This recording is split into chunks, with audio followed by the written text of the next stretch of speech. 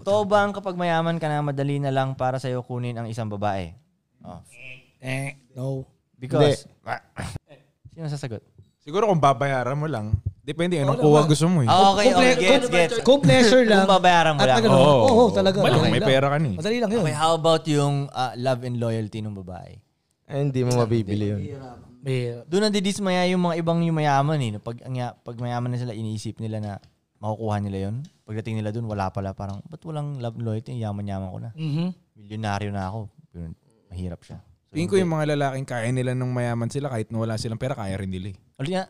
Bawa, kaya mong kumuha talaga ng babae. Whether mayaman ka o mahirap ka. Kahit ano, no? Ng love and loyalty. Nai-intensify lang pag yung mayaman ka. Mas madali or mas madami. Or both. Yung mga nagsasabi nga ng ganun comment na, may pera ka lang kaya may mga babae ka eh. Sa tingin ko, hindi pa kasi sila nagkakapera kaya hindi nila gets eh.